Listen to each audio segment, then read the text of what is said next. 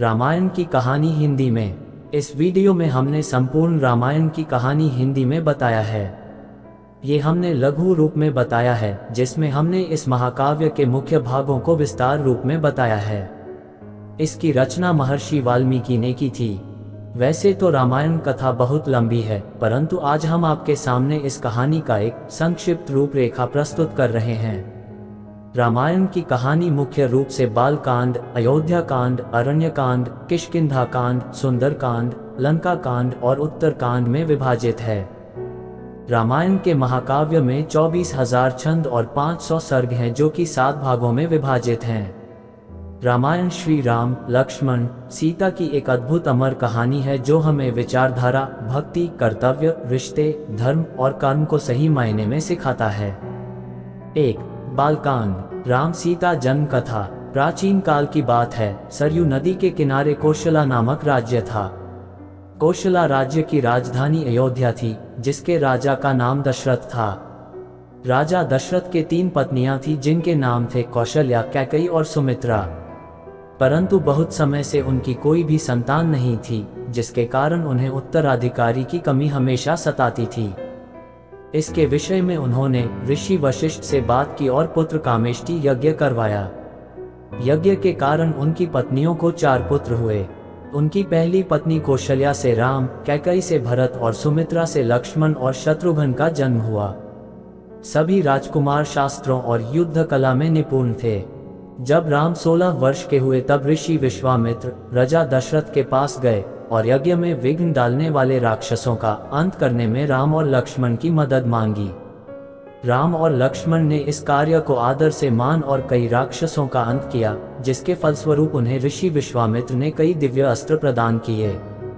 एक दूसरे प्रदेश मिथिला के राजा जनक भी निसंतान थे। ऋषियों के कहने पर राजा जनक ने अपने राज्य के खेत में हल चलाना शुरू किया।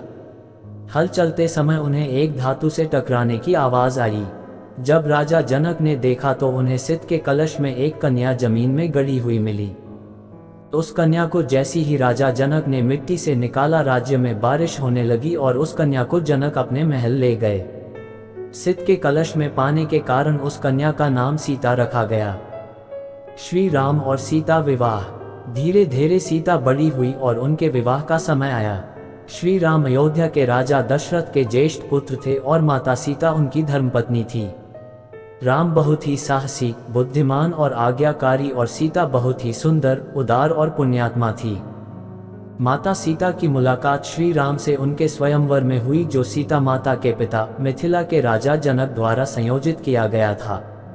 ये स्वयंवर माता सीता के लिए अच्छे वर की खोज में आयोजित किया गया था। राजा जनक ने सीता का स्वयंवर रखा, जिसमें उन्होंने शिव जी के धनुष को उठाकर उसमें रस्सी चाहने वाले व्यक्ति से सीता का विवाह कराने की शर्त रखी। उस आयोजन में कई राज्यों के राजकुमारों और राजाओं को आमंत्रित किया गया था।